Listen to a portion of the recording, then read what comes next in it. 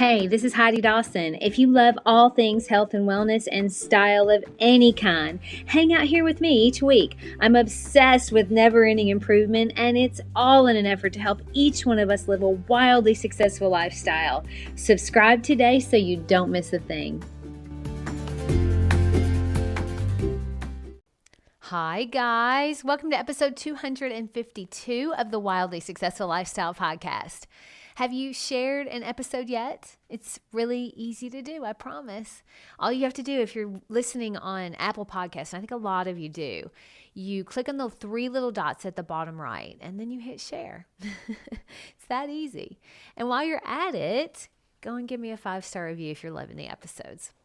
Okay, so I talk a lot about us each being the best that we can be and giving ourselves every opportunity for things to work in our favor. And a lot of that, well, actually, most of it has to do with our mindset and being consistent with our good habits and good routines. But here's the thing. You can do all the good things for yourself and work on being aware of your thoughts and taking responsibility for your own life, and you're still going to have bad things happen to you. Your car is going to break down. Someone in your family is going to disappoint you. You're going to be told no to something you want, and people that we love are still going to die. This is all part of our human experience. It doesn't feel good to even say it, but it is true. Now, the other day, I started my day with my normal routine, but I had this sense of dread from the get-go. Like since I woke up, you know, that underlying sense when something isn't going quite right and it just kind of hangs out in the back of your mind? Well, I had that. So my day had started, and even though I had that little bit of dread, I did my morning routine and my thought download, my journaling, my meditation. So that was all good. But as it got started, I got a call that my sweet little neighbor, I've talked about her before on this podcast, that she had passed away. Betty had passed away, and it hit me kind of hard. And then as I checked my email, I got an email that was really disappointing to me. It said no to something I really wanted a yes to. So now things are kind of adding up. And then I got a message that this delivery that was promised to be delivered to one of my big projects was delayed again. And it literally has us on stall in that project. So this isn't turning out to be my favorite day. But all of this kind of happens in a relatively close time frame. I know I'm really having to manage my thoughts, but I just let myself cry about Betty. I let myself really feel that loss. I'm going to miss her. She's been my friend and my neighbor for 15 years. And I also know I'm upset, so I know I need to give it a little time before I respond to the delayed project call. And I certainly don't need to respond to the email either. But I don't have a lot of days like this. And it felt really bad. But I let it feel bad. I did some things for myself, though. I got out of the house and I went for a drive in the sunshine. I really wanted to go get ice cream, but I don't do dairy. So instead, I got an almond milk smoothie, which was delicious. And then that evening, I even let myself have 2 glasses of sparkling rosé for dinner during the week, which I don't normally do. So I was really going all in on letting myself just feel bad. But here's the thing. I didn't want to compound any of my problems. I don't want to feel bad tomorrow because I had a bad day today. So that's why I only had 2 glasses of rosé and lots of water so that the next morning I still felt good. And I waited 2 hours to respond to the delayed project call. So I had let my frustration fade before I talked to anyone. And then I thought of 3 ways that email telling me no was working in my favor, because things are always working in my favor and they are in your favor too. We just have to search for how that is true. You see, had I had a 3rd drink, I would have caused myself to feel bad the next morning. Had I responded immediately out of frustration to the delayed project, I could have wreaked havoc on someone else's day. And now I feel worse about that, and I'll be making amends for that tomorrow. And had I only started making excuses and ruminating over the disappointed email, it could have taken my mood from bad to worse. It probably would have. But I did not do any of those things, even though my primitive brain really wanted to. So the next morning, I felt great. And I journaled, today's going to be an amazing day because that's what I'm going to create. And that's what I did. We're going to have bad things happen. Now, hopefully they don't all happen in one day like they did for me, but sometimes they do.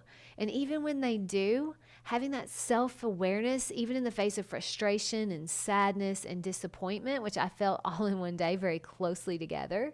But having self-awareness that these are true feelings, I'm going to feel them, but I'm not going to live there. And I'm not compounding them by making poor decision after poor decision because of them. I mean, we don't want the momentum to get going in the wrong direction. Bad things are going to always be part of our experience. That doesn't mean you're a bad person. And it doesn't mean that you have a black cloud following you or your luck is bad. It doesn't mean that at all. It just simply means you're human. But how you respond to it creates the momentum of where you go next. I mean, it's okay to feel sorry for ourselves for a minute, of course, but don't wallow in self-pity. It's disappointing to be told no, but what new door will you open because of it? It's okay to feel sad for a little bit, appropriate even, but you don't want to live there. Let yourself feel that sadness, really feel it, but make sure you keep up your good habits and don't cause yourself more sadness by making poor decisions.